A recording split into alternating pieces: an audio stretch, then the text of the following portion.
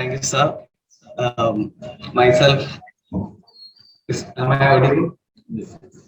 Myself, Chindhu Joseph, as Girish sir said, I'm a student. I'm doing my PhD in law at Department of Law, Central University of Kerala, on terrorism. Actually, it is like a role of law in mitigating terrorism with special reference to the criminal justice system in India. So today I seek the attention of all of you to the topic human rights, terrorism, and global peace growing concern. So we all have enough heard about human rights or enough deliberations or seminars, conventions, debates, everything is happening on the concept of human rights. So what is human rights? These are rights which is inherent to all of us. No need to anyone to confer us any kind of human rights. No authority to confer us human rights. It's inherent, it's inborn in each and every one of us who are living in the world. They range from the most fundamental rights such as right to life to some specific rights such as right to work, right to education, right to food or clean environment, so and so many rights. Even our Supreme Court has done enough judicial activism under Article 21 and made more specific right under the specific Article 21. So we all know what is human rights, and it's enshrined or incorporated in our Constitution Part 3 as fundamental rights. So the first legal international recognition to the human rights was made in the UDHR in 1948 December 10, and it's the first legal document to set out the fundamental rights universally to be protected. And we all know in our constitution also many provisions are adopted from the enactment of UDHR. And UDHR have turned 73 in the previous year and continues to be the foundation of all international human rights law. It has adopted current and future human rights conventions, treaties, and other legal instruments. So, what the nations are have to do to preserve and protect these human rights? First, they should respect. Respect in the sense the states refrain from interfering the human rights of an individual or a group. That's the first thing that the state should do. Then they should protect the individuals and groups against interference from these human rights. Then they should implement the mechanisms how to protect human rights. That's the three things that the states are expected to do with the human rights: respect, protect, and fulfill. And these two features are these two principles are the basic of human rights. The first concept is it is universal. Universal in the sense each and every one of us who are sitting inside this hall or who are wandering outside, each and every individual in the world has human rights, which are very universal principle. And second principle, it is inalienable. Inalienable means it should not be taken away from any individual. Our human rights is ours only. No one, without any due process of law or any procedure by law, can't take away my human rights. That's two basic principles: universality and inalienability. So I'm clubbing these human rights with the concept of right to peace. Just think yourself, if you don't have a peace of mind, what all rights conferred on you, does it have any value or worth? Only if we have a peacefulness in our mind, all these other human rights are having value. That is why the right to peace as a human right is an important factor. It is also legally and internationally acclaimed by United Nations General Assembly on 2016.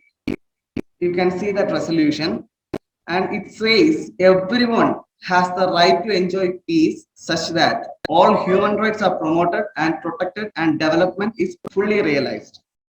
And this provision entitles all human beings to the benefits that stem from the three basic UN pillars, That is peace, human rights, and development. You can see that another declaration made by the General Assembly, it's a 1984 declaration. It also states the duties of the state to maintain peace and to recognize the right to peace of the subjects. So the main topic, I am coming to the main topic. It is terrorism, and I am clubbing this terrorism, human rights, and global peace. So we all know what is terrorism. Are we safe inside this or no? Can anyone say that we can 100%?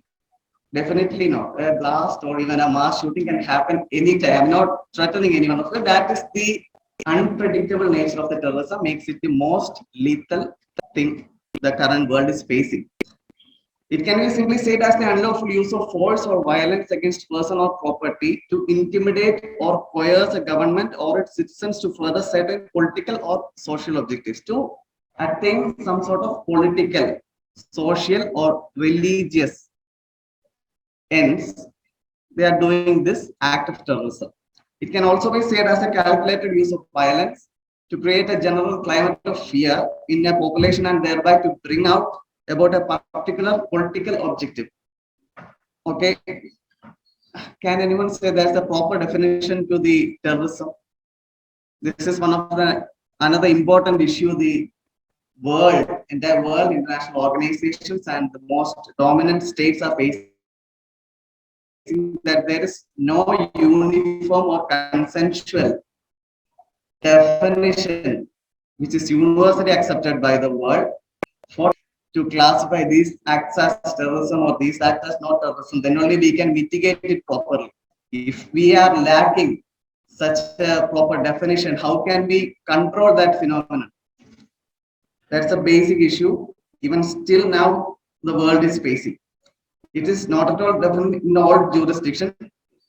Somebody is following United States definition, working definition of terrorism. Some are following UN definition. So we can understand terrorism as a calculated use of violence to generate fear and thereby to achieve political goals when direct military victory is not possible. So what all negative impacts can terrorism make? It affects all facets of life, basically. Then it makes creation of terror, which makes us feel insecure, and we may think that our elected leaders are not even capable for making us safe. And it also jeopardizes the fundamental rights and freedom. And its intention is the destruction of the noble concept of human rights. And it also adversely affects the rule of law. It jeopardizes the friendly relations among nations, threatens territorial integrity, severe violation of mandate and principles propounded by United Nations, and ultimately it has strong collaboration with drug trafficking, money laundering, arms and ammunition trade, and even in illegal trade of nuclear, biological, and chemical weapons. And all these will result in the serious crimes like murder, extortion, abduction, kidnapping, hostage taking, and robbery. And apart from all these physical negative impacts, just think about a situation where a least developed nation or developing nation investing all their money to control and mitigate a particular terrorist organization. For example, we can take Nigeria. Nigeria is the fourth poorest African country. They are least developed and one of the most poorest country in the world itself, and they are forced to spend their mammoth amount of money to control or restrict lethal terrorist group named Boko Haram in the Nigeria. They are restricting them from entering to their territory, and all of this money, which should be otherwise used to for their food, education, literacy of their population, and they are forced to spend all this money to mitigate this terrorist group. So that kind of an economic impact is yet another problem or catastrophe made by terrorism. And overall, it's an ever-present threat to global human rights and world peace. So how can the terrorism affect on human rights? is basically destroyed that what I was trying to tell, that peace of mind. The peace of mind will be collapsed and human rights ultimately will be perished. And this is often committed by non-state actors attacking democracy, the rule of law, and respect for humanity. And what's the problem is when there is a terrorism of occurs, the state itself will do counter-terrorism measures. State will try to attack or restrict these terrorist group. Then what will happen? Ultimately, the innocent civilians will suffer. For example, to control ISIS terrorists, Russia and America frequently they are putting missiles, and all these missiles will not be going in the head of a terrorist only. Many of the civilians will be affected by the attack also. So where to draw the line? We should control the terrorist also, and we should also restrict the counter-terrorism from the part of the state. Ultimately, the civilians or the common layman is the affected person. So where to draw the line means you just control the terrorist, but you should keep in mind that the common laymen or normal people's health and their well-being should not be compromised for the term of counter-terrorism. So what states can do? They can other three principles like the restriction of key human rights prescribed in law in the pursuit of a legitimate purpose, or state can take necessary and proportionate action in a democratic society and impose permissible limitation on citizens' human rights when they are on the pursuit of counterterrorism. And they should also be lenient and very supportive of the victims who are affected by the terrorist attack. Like they should ensure the security of the individual and condemn the suffering at once happened and should provide appropriate emergency aid. It's also another declaration made by the UN that the victims of crimes and abuse of power, like they should be treated with compassion and respect for their dignity and should have their views and concerns presented at legal proceedings. They should be assisted by legal process. They should be protected against intimidation and retaliation. Their privacy should be protected and be offered to participate in informal mechanism for the resolution of disputes, including meditation, and should receive the necessary material, medical, psychological, and social assistance. So to conclude, terrorism is managed to mankind from the time immemorial. We should be thinking that before there will not be that kind of terrorist attack and all. It's a new word happening, or like ISIS, Al-Qaeda, Taliban. No, but actually even the word thug we use, it just derived from an Indian terrorist group named Thuggi. The short form of Thuggi is Thug. They were actually a terrorist group who used to kill highway passengers and stole their money. So this process is happening from the time immemorial itself, but now it's getting more attention. Why? Because many more Islamic terrorist groups are focused by Western media like ISIS, Boko Haram, Taliban, Al-Qaeda. I am not denying their existence, but they are willfully or purposefully denying the existence of right-wing terrorist groups or Christian terrorist groups. Like I can say, I'm not aware how many of you know the terrorist group named Ku Klux Klan, but you will be aware of Taliban or Al Qaeda, but you will not be aware of Ku Klux Klan because it is a notorious Christian terrorist group. There is a purposeful forbidding of such or classification of spreading of this Islamophobia. As I am evident from my research, this is happening. They are not talking about white supremacists or right-wing extremists, or they are not even. They are very much reluctant to quote the word Christian terrorism. So just keep in mind that this terrorism is not to be attributed to a single religion or a single ideology. It is happening, it will happen, and we should be always prepared, or we should check any kind of things happening to a person sitting near to us if he is getting radicalized or any sort of precaution should be taken by ourselves in this modern era to counter any sort of unwanted things happening related with terrorism. So,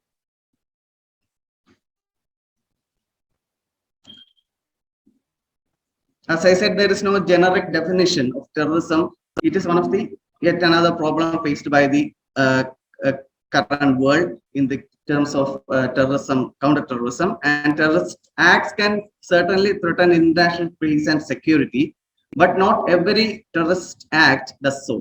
So states use their obligation to fight terrorism to repress their political opponents or to enact regulation restricting human rights. There should be a balance between this counter-terrorism. There should be a thought from the part of the state.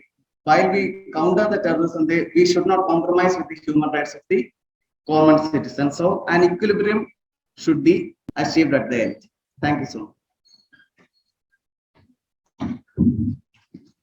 Well done, Chindu. In fact, you have summarized our question by revealing many things, many angles about terrorism as a threat to our human life.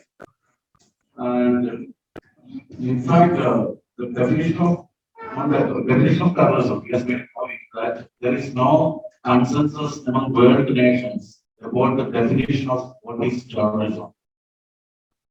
The reason being, if something is defined as terrorism and every country is accepting it, some actions done by some countries or part of such countries will come with the definition. That's why many countries, including the US, the leading country of the world, many nations, when it is discussed in the international bodies like the UN and other agencies, people are the heads of nations are not agreeing for a common definition. Has become already remarked in the beginning. Somebody's terrorism may be another's freedom fight. And the 2016 principle of committed. Everyone has right to peace. In fact, we have to inscribe it inside our homes. Everyone, husbands and wives, to read that everyone has right to peace. Peace is very much important. And acts like terrorism by non-state actors as well as state-sponsored terrorism. We have both. All these are threats to human life and peace. Anyone, please have some interaction.